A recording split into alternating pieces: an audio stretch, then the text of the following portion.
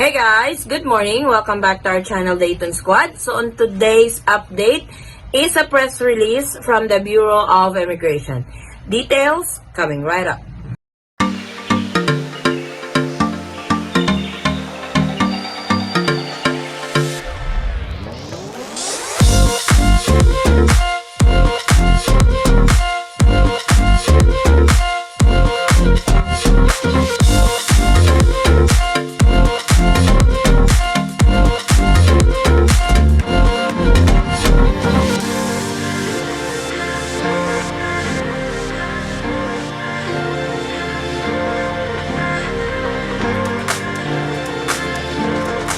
Bureau of Immigration has just posted the revised travel restriction that will allow and expand the list of foreigners that are allowed to enter the Philippines starting February 16. So let's go over the details of the press release from the Bureau of Immigration. 13 February 2021. Press release. Bureau of Immigration Readies implementation of revised travel restrictions. Manila, Philippines. Bureau of Immigration Commissioner Jaime Morente announced that they will be implementing the resolution of the Interagency Task Force for the Management of Emerging Infectious Diseases, or IATF, on expanding the list of foreigners allowed to enter the Philippines starting February 16. In an advisory released by the Bureau of Immigration yesterday, following IATF Resolution Number 98, beginning February 16, those with valid and existing visas who were not permitted to enter the country under the previous IATF resolutions are now allowed to enter. Additional categories with existing visas are now allowed to enter, said Morente. The list includes foreigners with valid 9G working visas, 9F student visas, Special Visa for Employment Generation or SVEG, and Special Investors Residence Visa or SIRV under Executive Order 63 issued on or prior to March 20 of 2020 may now enter the country. So, the foreign nationals that are allowed to enter beginning February 16 of 2021 are those with valid and existing visas for 9G, which is the working visa, 9F for student visa, SVEG or special visa for employment generation, and the SIRV, the Special Investors Residence Visa. These visas should be issued on or prior to March 20 of 2020. So these visas should still be valid and existing and were issued on or before March 20 of 2020. That was last year.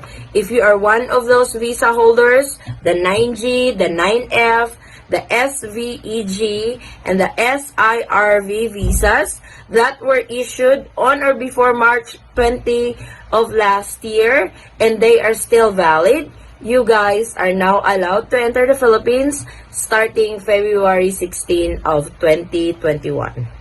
It can be recalled that in March, the government imposed the Enhanced Community Quarantine or ECQ in the entire Luzon due to the spread of COVID-19.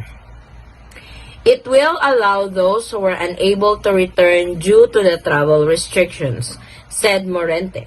However, those whose visas are issued after March 20 would still need to present an exemption from the Department of Foreign Affairs upon entry, he added. So to those visa holders of 9G, 9F, SVEG, and SIRV, if you guys were issued a visa after March 20 of 2020, you guys can still enter the Philippines, but you would have to present an exemption coming from the Department of Foreign Affairs, or the DFA.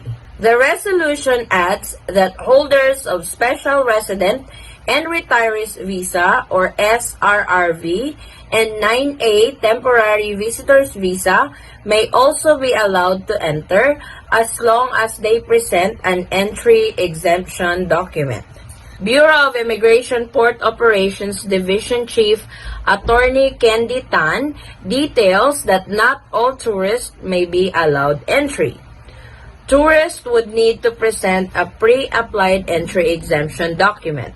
The entry exemption document may be requested from the DFA's Philippine Post Abroad, subject to their assessment and approval, said Tan.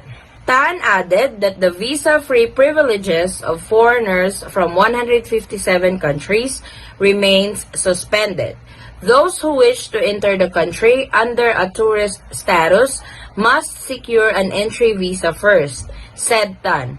Only those that fall under the balikbayan privilege may be granted visa entry, he added. A balikbayan by law means a former Filipino, his or her spouse and children, and the spouse and children of a Filipino.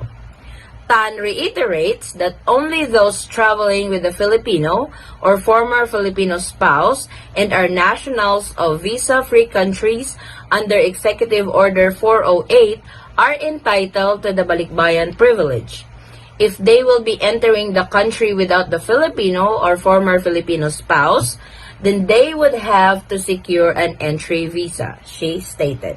The Bureau of Immigration said that all passengers are required to have a pre-booked accommodation for at least 6 nights in an accredited quarantine hotel or facility.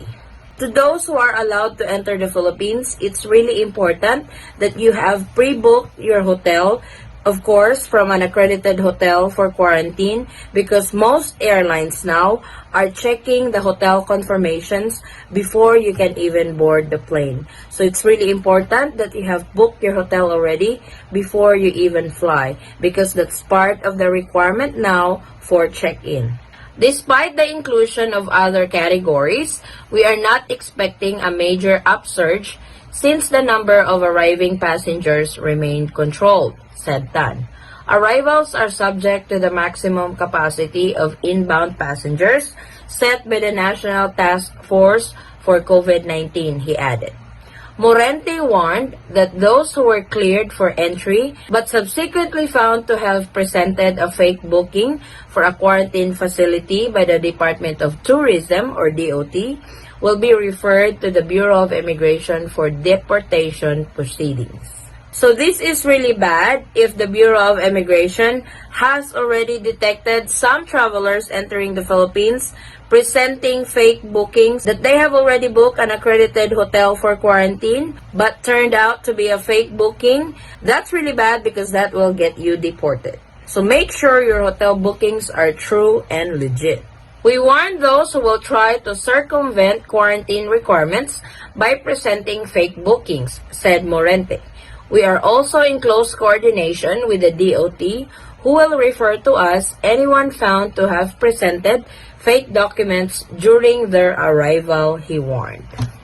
So, what do you think of this new update from the Bureau of Immigration, especially to this new list of foreign nationals that will be allowed to enter the Philippines starting February 16 of 2021? Is this good news, or this is not so good news, or it's just okay? Please comment below your opinion on what do you think of this update from the Bureau of Immigration. So I hope this update is really good news, especially to those visa holders that are going to be allowed entry into the Philippines starting February 16 of 2021. And to those that are still not allowed to enter the Philippines, please hang in there because the Philippine government is doing everything they can to control this coronavirus that's been going on around the world.